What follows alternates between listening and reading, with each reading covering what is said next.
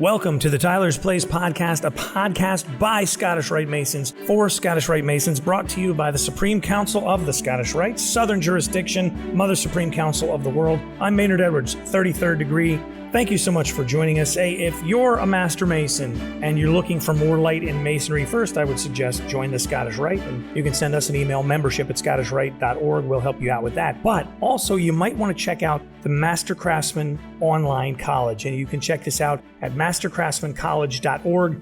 It's our great Master Craftsman program in an all-digital format, plus there are additional mini courses on there, so some things that you can go through kind of quickly, things that are focused on one subject or another, and it's really a lot of fun on top of being very enriching and giving you that more light in Masonry. So check that out, mastercraftsmancollege.org. Any Master Mason is welcome to take the courses in there, and there's a free course called the Master Steps that you can check out right now, so make sure you go and do that. If you're a fan of our YouTube channel, you have probably already seen at least part of our interview with Sovereign Grand Commander James D. Cole. Our interview with Grand Commander Cole, it was great, got a lot of great reviews, but we also got a lot of folks who wrote in and said, hey, I'd like to listen to the whole thing uninterrupted, because for YouTube, we had to break it up into smaller pieces. However, here in podcast world, we can do the entire thing uninterrupted. So I did have the pleasure of sitting down for close to an hour with our Sovereign Grand Commander Jim Cole and just talk to him about dozens of different things. Grand Commander Cole took office in 2019, and shortly thereafter, of course, began the 2020 pandemic, which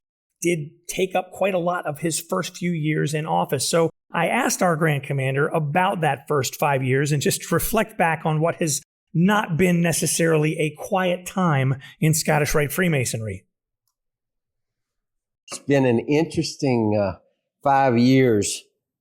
We were faced with something the country's not been facing in 100 years, and it was quite interesting. Yes, it was a challenge, but it was an experience is the better word for me, because everyone was prepared to do something, including you and the staff, but particularly utilizing this sort of technology. And it actually was a blessing in disguise, because we were able to utilize technology to, in effect, supplement the lack of face-to-face for a period of 2 to 3 years.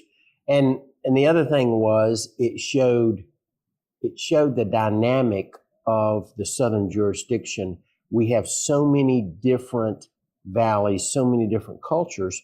And interestingly, in the United States alone, which is, of course, we go beyond the United States in our jurisdiction, but in the United States alone, part of our opportunity was dealing with all the different governmental units that put all the different rules in place.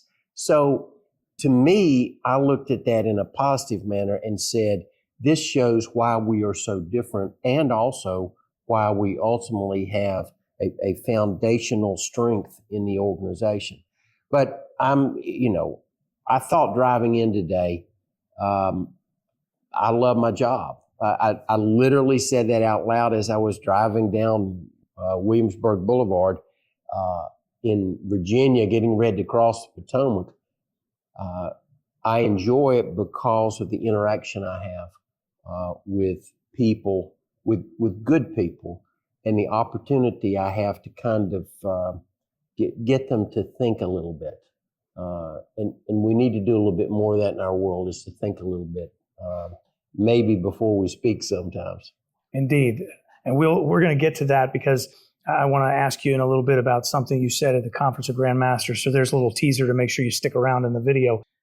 When you got the job, is it what you thought it would be, or has it been different? Because a lot of people, you take a job based on what you see, outward observation, but then when you get into the chair, you realize it's different. It was, yes, it was what I expected it to be, but I will follow that by saying it was not what most people would have expected it to be.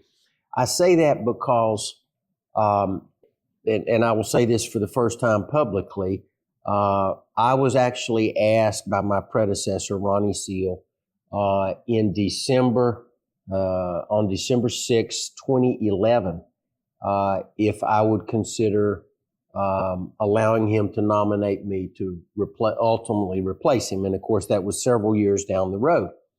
But from that point forward, from the point that I agreed forward, he brought me in on a lot of the decisions. So I got a little bit of a head start.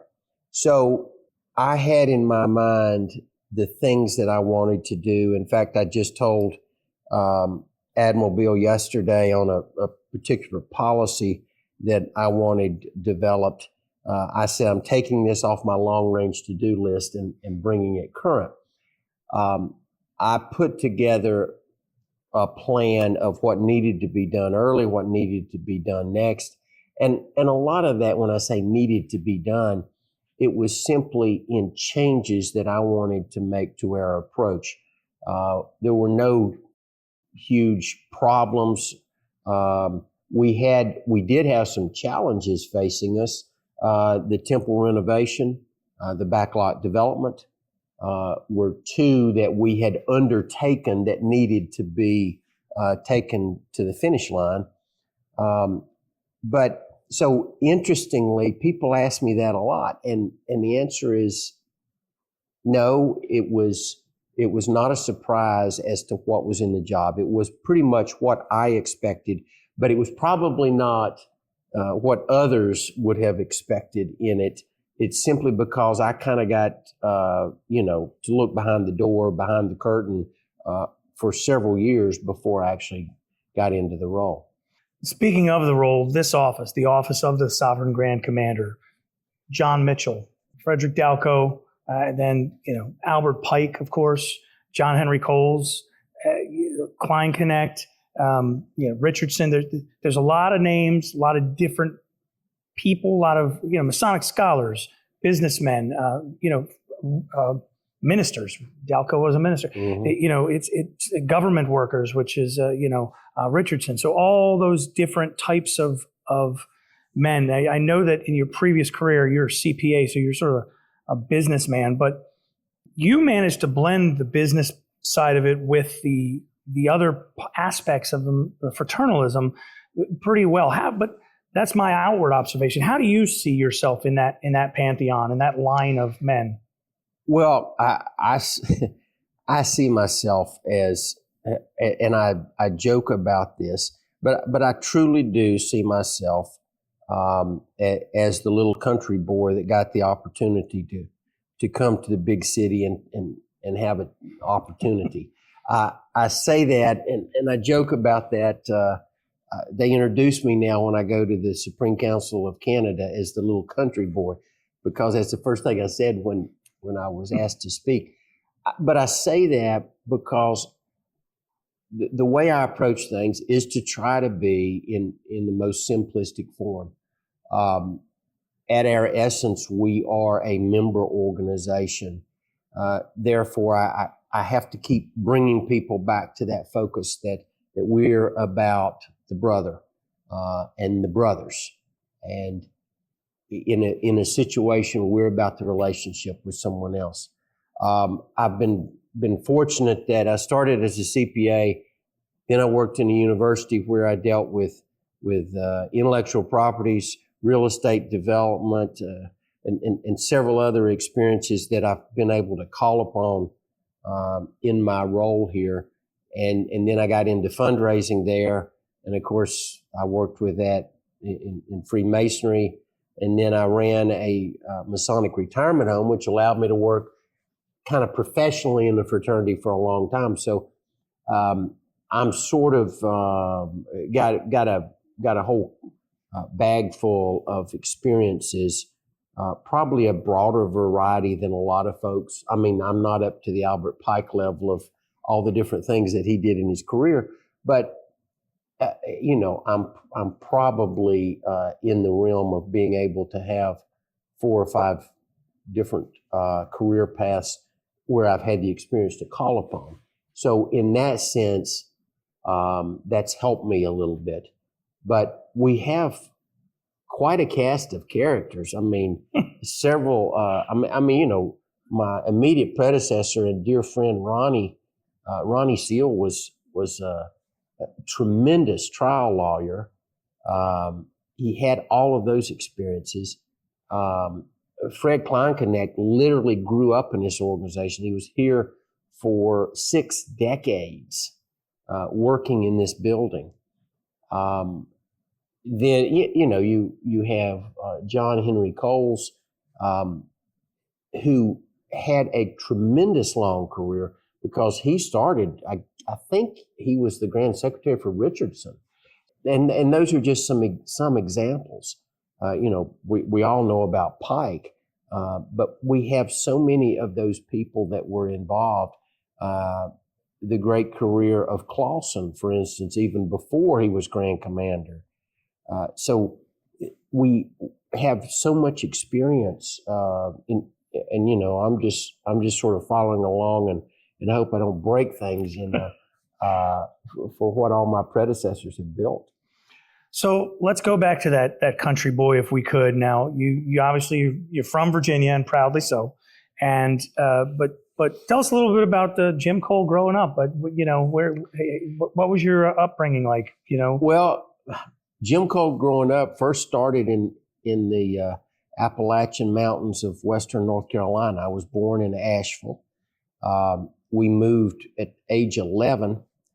Or I was age 11. My dad got a transfer in the Veterans Administration Hospital, moved to the Roanoke area, and started trying to find a place to live, and started traveling from Roanoke, where the hospital was. Literally, when they came up for the job interview, he drove back toward North Carolina to try to find a place. Ended up a place opened up that morning for rent, owned by a worshipful master of the local lodge. I didn't know that at the time. I just knew that he became a very close friend of the family, and lo and behold, his store building was on the first floor. His store was on the first floor of the building that held my lodge, and so it's just a small circle of events there. But I mean, I grew up real active in the community and in sports and in the church. I began lay speaking when I was 14 years old. First in the Baptist church and then the Methodist church. I've been a lay speaker for almost 50 years in the Methodist church system. From there, I went to the closest college, which was Virginia Tech. When I graduated from high school, I went to Virginia Tech. I did have a little claim to fame in the little school there.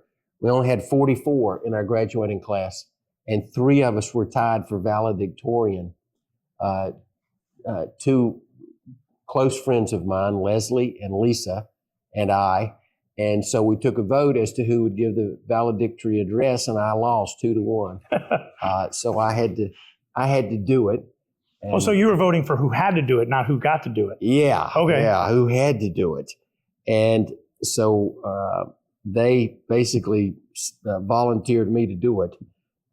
But that was, that was just an opportunity. And then I went to Virginia Tech, started working in public accounting.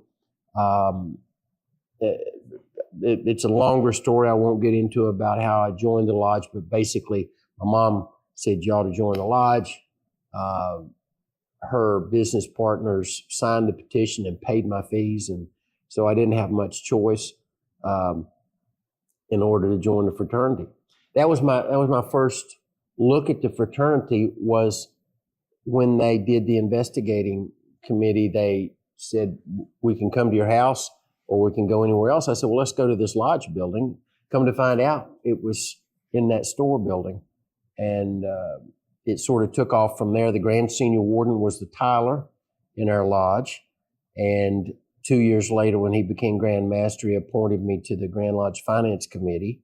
So my financial career kind of opened a few doors.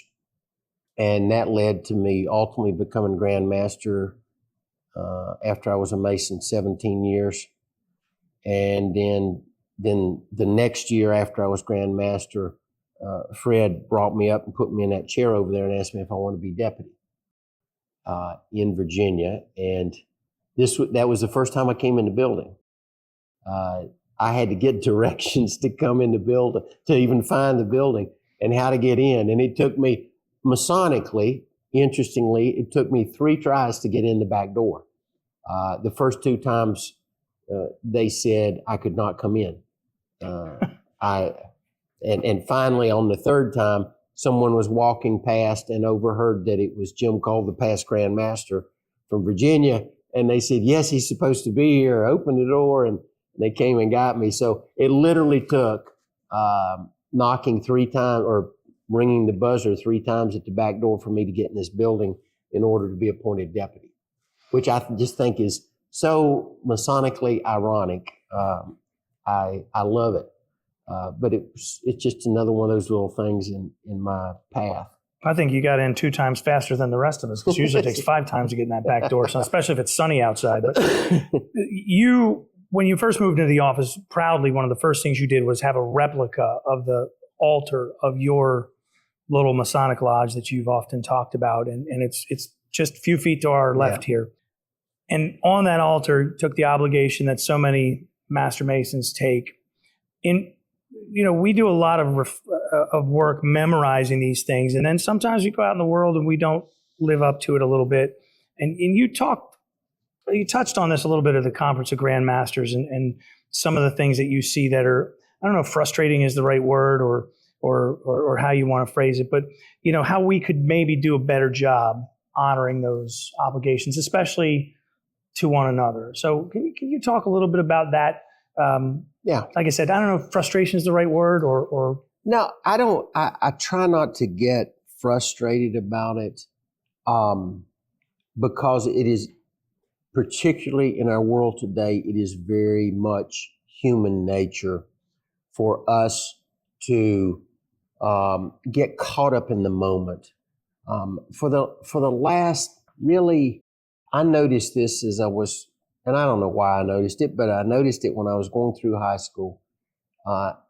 It seemed like, now that was the 70s, and it seemed like that things were changing at a ever faster rate, and society was going through changes at a faster speed, and that has accelerated with the internet, with social media, with the advance in communication. I mean, I can easily remember the day when I was, because I was an administrator at the university at Virginia Tech, I was awarded a bag phone, we called it. Oh, I remember those. It was a car phone, but it looked like a football. It was about the size of a football. And now I've got this watch that I can actually make a phone call on. Mm-hmm. And I feel like Dick Tracy. And then people go, who's Dick Tracy? But I do. I feel like Dick Tracy. We don't have those little things where they could transport themselves in those little flying buckets that Dick Tracy had. But we have, information flies at us so fast, people don't take time to let the information register. And in Freemasonry, we've always talked about waiting a time with patience at critical junctures in our path. And if we don't do that during our daily walk, then we're going to lose the benefit of understanding and of self-analysis and of personal decision making. We get too swept up. It's just like, when a flood goes through the town, it just takes everything fast. You can't just stop it at that point. It just floods right on through and then afterwards it's a mess. Well, that's what happens in our daily lives sometimes. And so I am convinced that we're an organization where we started on a common theme. I used a little level. I very seldom take anything with me to a meeting, But at the Conference of Grandmasters, as you know, I had a little, it's about a, not quite 2 inch, about 1.5 inches level. Little bubble level. Little bubble level.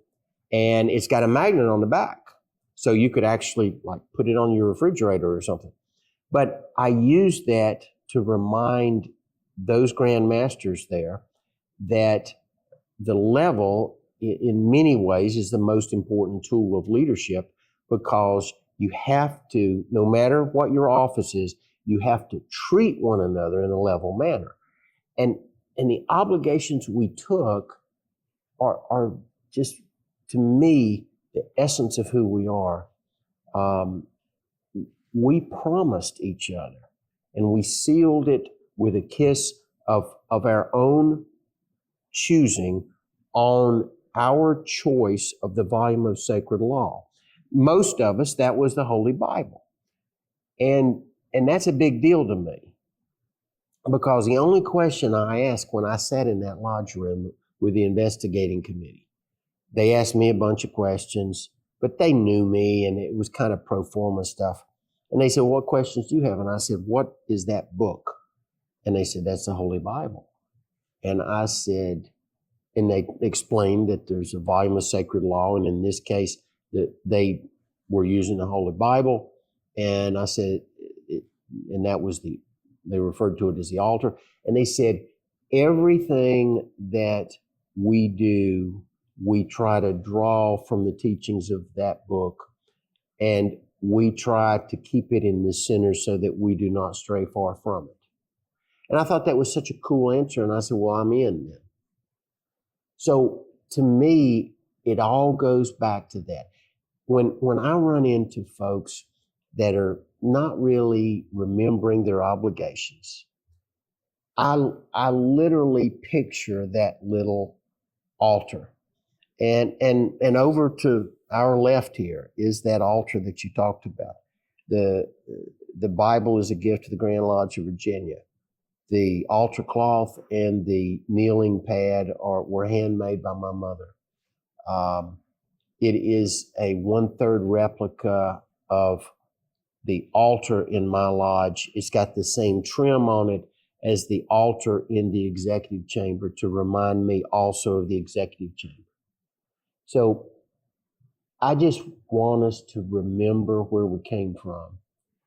And that's why I say, for me, that's why I keep telling myself I'm the little country boy, because that keeps me grounded and keeps me simple as I approach some pretty complex problems sometimes.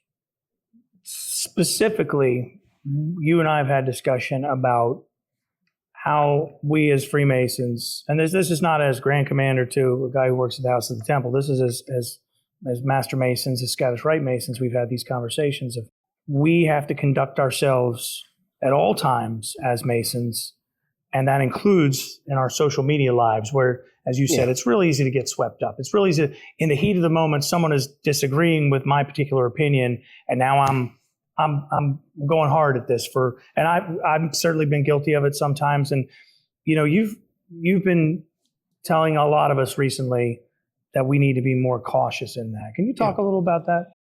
Well, the unfortunate reality is that we are seeing things screamed on social media that we would not have allowed our members 30 years ago to stand and say on a street corner.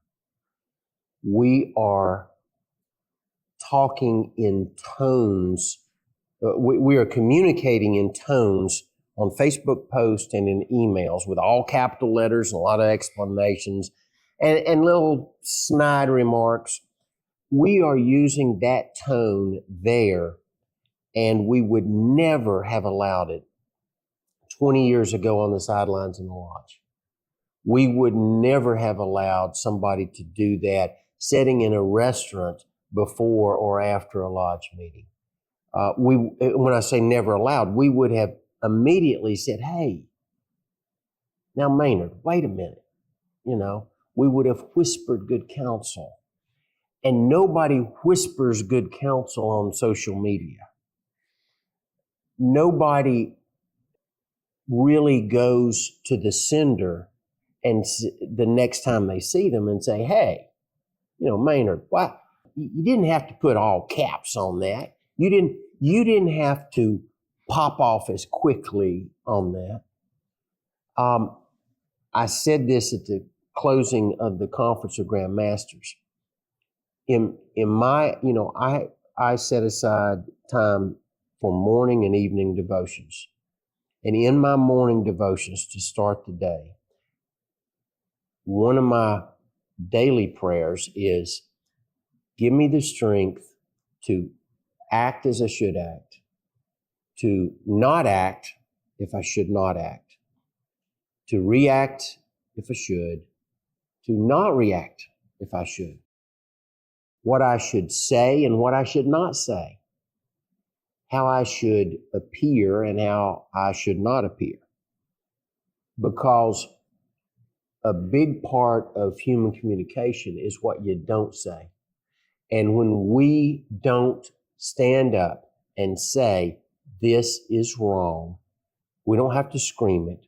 We've already promised how to do it. We promised we would go and whisper good counsel in someone's ear.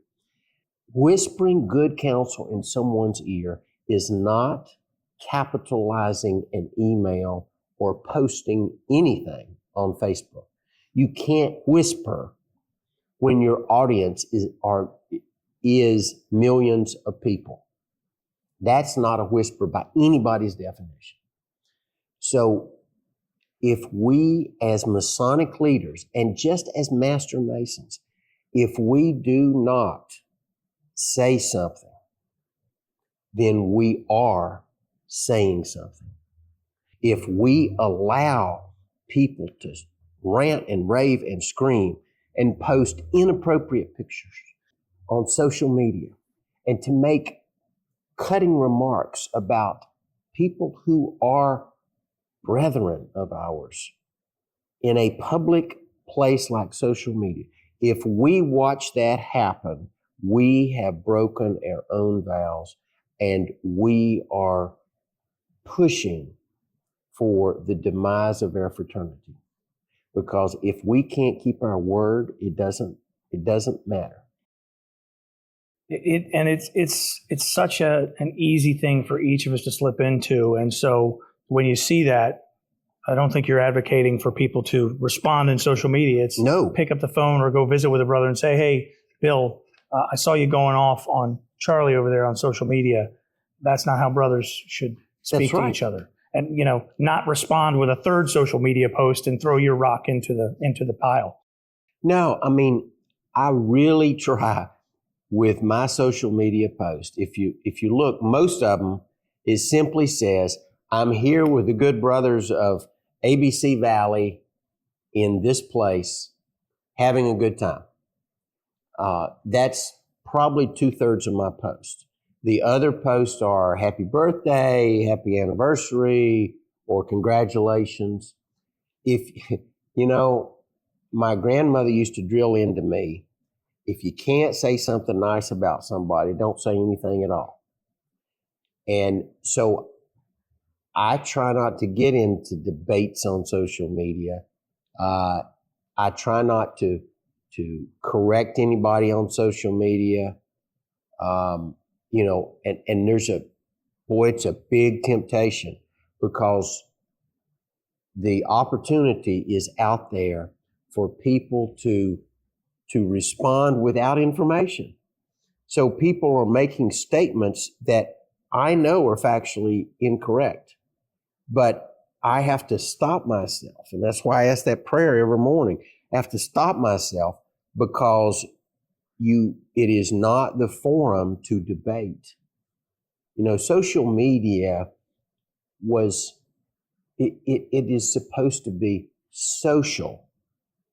If you even look at the beginning of that, the idea was to say, hey, I'm traveling here, or look, I'm having a reunion with my family or friends, or look, I see this beautiful sunset, and you're sort of sharing your experiences with the world. Unfortunately, it has become a forum for some people who think that it is a stage for debate. And that's not the intent. And it also is simply not the right tool, time, or place for a debate. Because it's so easy to mentally dehumanize the other person because they're not there in front of you. You're not breathing the air they're breathing. You're not feeling their emotion. You know, you're not sure if they're coming at you hard or if they're sad or from what. So you can't empathize with the other person, and we've lost that empathy. And you know, I think what you're saying is we really need to remind ourselves that, you know, there's a person at the other end of that, and attach ourselves to that empathy. I mean, even at a minimum, if I needed to communicate with someone, I would, if they posted on Facebook, I would send them a nice email, just a one-to-one kind of thing. But my preference would be, if I was giving advice on the topic, would be no, do it either face-to-face or on the phone, because as humans, we've got five senses.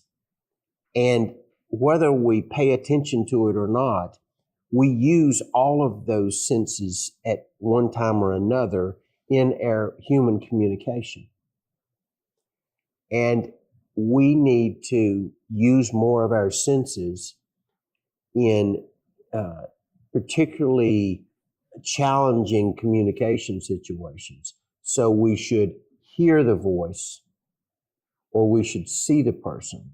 That's the best, because then you can see the facial expression. You can tell whether the person is really means green, or if he kind of meant, olive. So it is important for us, because in Freemasonry, and that's why I push in Freemasonry the one-on-one experience and the opportunity for feedback and interaction. I mean, that's what I love, like with this opportunity, to be able to share some thoughts. And, I hope out of this, if people have a question, they'll just email me and say, hey, I didn't know this, or what do you think about that? Or that's all fine with me. I spend a lot of my day just communicating back and forth in a one-on-one situation. But we have to give one another the benefit of the doubt. And you can't give somebody a benefit of the doubt when you basically are shouting to the world. You're not talking to a human. Shouting to the world is one thing, and that's what you do with like a Facebook post. But talking to a person, particularly a brother who took the same obligations we did, is best done the way you got the obligations, which was in a smaller setting. It was man to man. It was hand to hand, and as we say, mouth to ear, and so forth. So again, we've got the teachings there. We just need to remember them. Move on to something a little bit different, but we're releasing this on May 31st, 2024, which May 31st is the birthday, essentially, of the Scottish Rite, 1801. So this is the 223rd anniversary of the Scottish Rite as folks are seeing this for the first time. The first degree we get in the Scottish Rite is the fourth degree, and it speaks highly of duty and what our duty is. A two-part question here is, what is the role of Scottish Rite in 2024 now? And as Scottish Rite Masons, then, what is our duty? I think in our 223rd, or finishing 223, beginning our 224th year, I think our role as Scottish Rite is to continue to make these good men that are in our organization better, to welcome new members, but to basically continue the cultivation of our members so that they then can make a more positive impact on society. Now, we do a lot of things. We have a wonderful hospital in the name of Scottish Rite down in Texas. We have 170 plus right care programs around the country helping children. We have hundreds of scholarship recipients each year that receive our financial support. We take care of things in our community. So I'm not picking a particular one. I'm saying, as I said earlier in our conversation, we have such a broad diversity of cultures within our organization. We have 220 valleys who each one have unique cultures. We have 39 Orients, each one have a different culture. And if we can continue to empower our members to make themselves a little bit better than they were, and to take that betterment and then put it to work in their local community. And I think our duty is to fulfill our promises. Our duty is to be as good individually as we promised we were going to be, and to continue our own personal journey is our personal duty. I see our personal journey as continuing to walk closer with whatever name we call our Creator, but at the same time, by remembering our fellow creatures. So I see a personal duty there, and I see the Scottish Rite duty as continuing to empower those individual journeys so that we can continue to impact the world. One of my favorite humans, and I suspect I'm certain one of yours as well, Miss Marianne Cole. A lot of people are critical of our fraternity in general and say, ladies are excluded. And I don't think that's true. I think that, we are business meetings and things like that. Ladies don't come into that aspect of it. They're certainly not there at degree work generally, but they play a very vital role and a very visible role in everything we do if it's done right. And that's certainly true, Miss Marianne. So how do you see, what she does for us is pretty cool, how she keeps all the other ladies kind of engaged as well as part of a bigger family. When I was elected lieutenant, she talked with Sonny Seal and asked if she could start to do some things with the ladies to continue what Sonny had begun, and to sort of expand on it a little bit, because that's just her nature, as you mentioned. She is very, very strong in her support of the fraternity. She fusses about Masons keeping their obligations probably more often than I do at home, because she just shakes her head and she goes, that's not what he promised to do. And I said, well, maybe you could tell him that directly. I try not to say that just in those words. But, our ladies are very important to us. We said when we joined this that we would not take away from our personal duties and from our personal job and from our relationship to our Creator. So it's very important that they continue to play a role. Now, not all of the council ladies are as involved as some of them. And that's just everybody's different nature. But a good example, yesterday, we learned that one of our council members had a tragic death in his family. A grandson was lost in a tragic accident. And I immediately drafted an email to send out to all of our council members and even our maritime members to let them know, because we are a family. But before I sent it, I called her and I said, I want you to know about this and you can forward this to the ladies. Why? Because if I really want information out there fast, I let the ladies be the communication network. So I sent the brothers on the council, the SGIGs and deputies and emeritus members, I sent them an email, but Marianne took her email and crafted it, took my email and put it into a text and sent it to her, as I call them, the ladies. And of course, they knew immediately. And they have this network. So within 2 hours, the wife of that council member who had this tragic loss had received phone calls and text messages from those ladies. And she immediately was supported. And the brethren, within a couple of hours, 2 or 3 of them, I know because they then contacted me and said, hey, I reached out to him. So that's what we do. And it's very important to understand that the spouse is such an important part of our brother's life.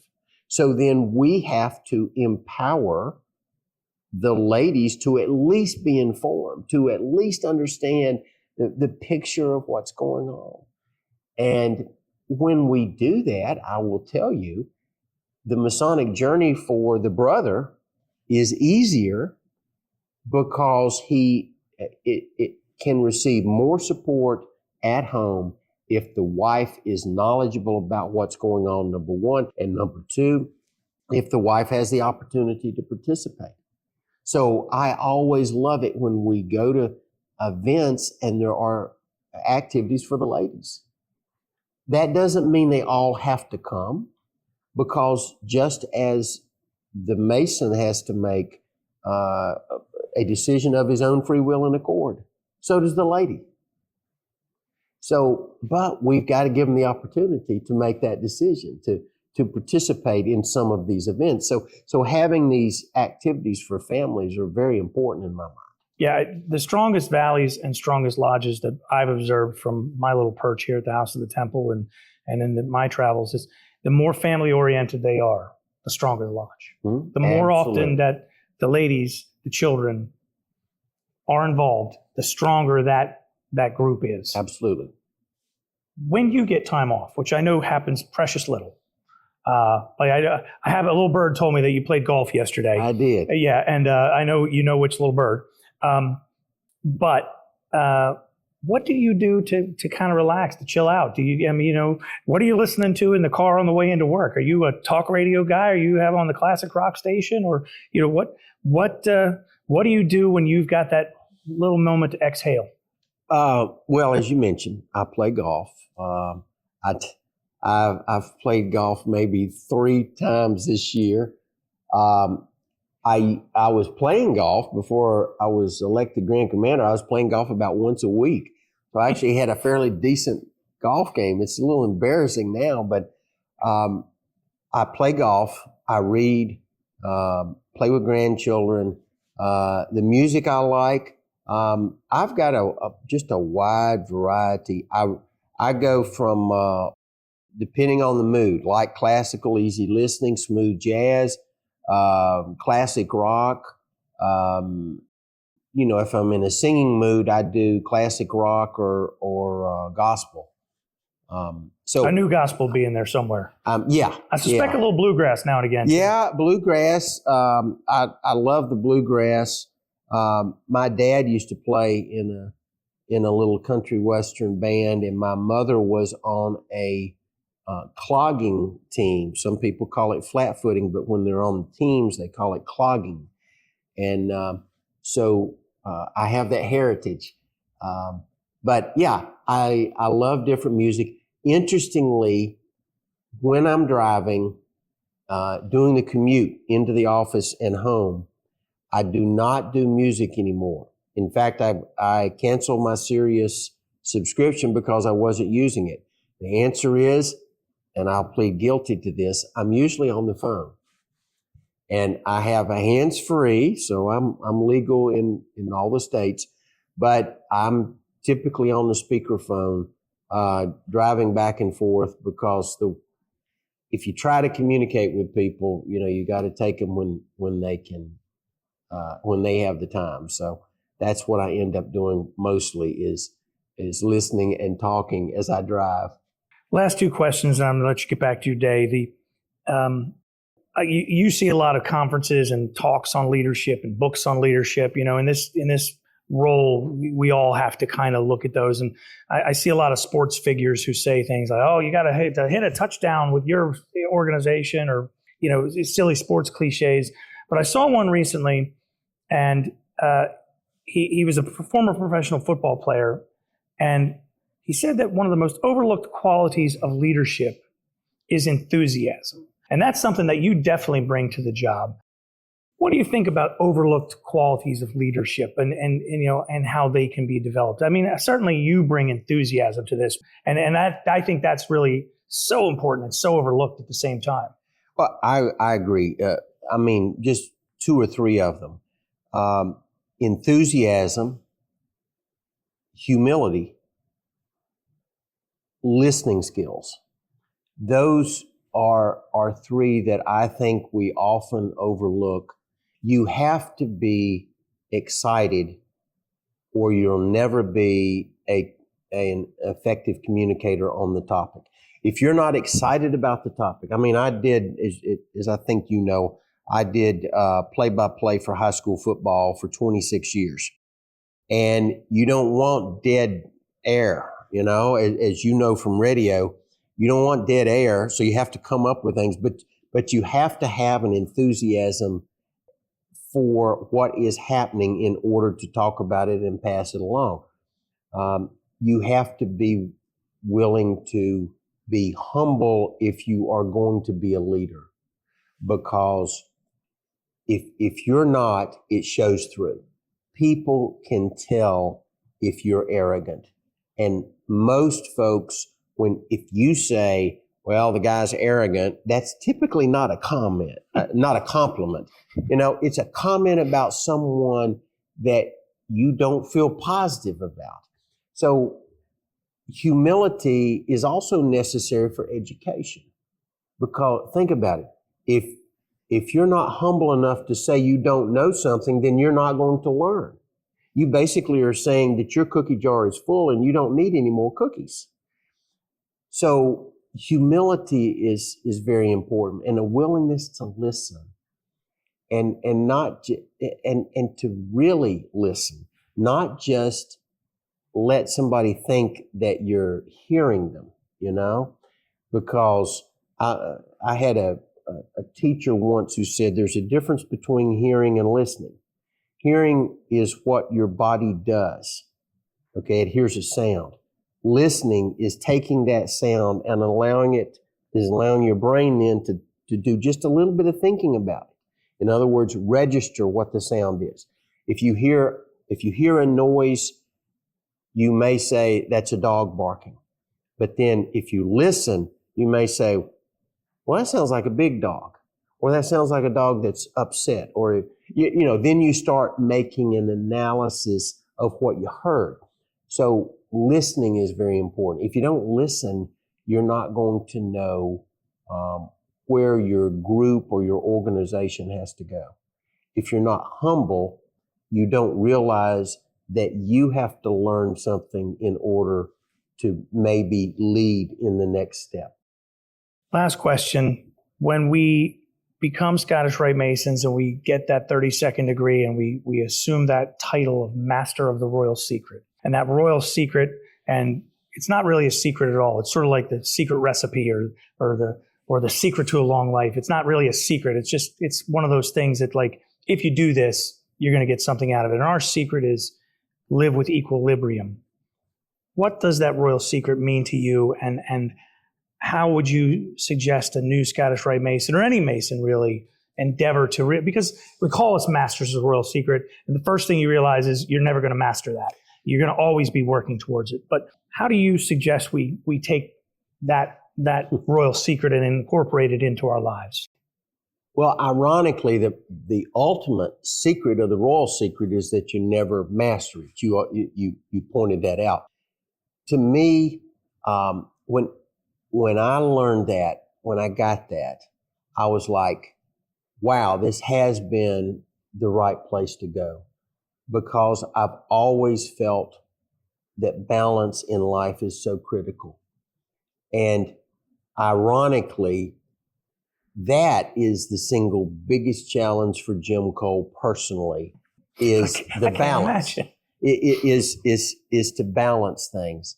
And that is a constant journey with everyone. And in my role as Grand Commander, that is the ultimate challenge, is the secret of the 32nd degree.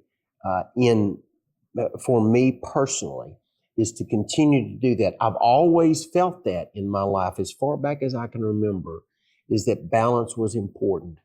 I'll give you an example. When I went to college, I said, when I graduated high school, in those days, it was a 4.0, but that was it. Yeah, they didn't have this weighted grade. They didn't have all these weird grade stuff where you can get a 5.2 or whatever. 4.0 just meant that I just made A's. So I went to college in the first quarter. In those years, Virginia Tech was on a quarter system. I stayed in a room. I just put my nose to the grindstone. I didn't enjoy a lot of socializing or anything like that. I just studied, and I got a 4.0. And I said to myself, okay, and now it's time to work the balance. So now I want to balance. I want to go out a little bit. I want to go to a couple of frat parties. I want to go. I joined an intramural basketball team, and my GPA took a dive to 3.8, and I said, this is so this is my target. I want to be like. I don't have to be a 4.0 because I want to balance that in my life with other things, because I know college is more than just the grades. So I have always tried to do that. And that's the most difficult challenge. I need to take a couple of days off and play golf. I really should. Right now I'm thinking about all the things on that list over at my desk that I set up every morning to try to get done. But there has to be a balance in it. We all have to have a balance. I would encourage those out there, whether you're just maybe working toward being a junior warden in your lodge, or the last office I held in Scottish Rite at the Valley level was assistant expert in the Lodge of Perfection. Because when I was voted to become the expert as I moved up, I couldn't take that because I had been appointed deputy, and I couldn't tell people that I was deputy yet. So I just had to say, I'm stepping out of line. But no matter where you are, you've got to have that balance. Because if you get out of balance, it's just like a car. If you got a wheel out of balance, it's not going to do right. It's not going to drive right. It's going to be a bumpy ride. It's going to be uncomfortable. So balance is important. It's the biggest challenge to me.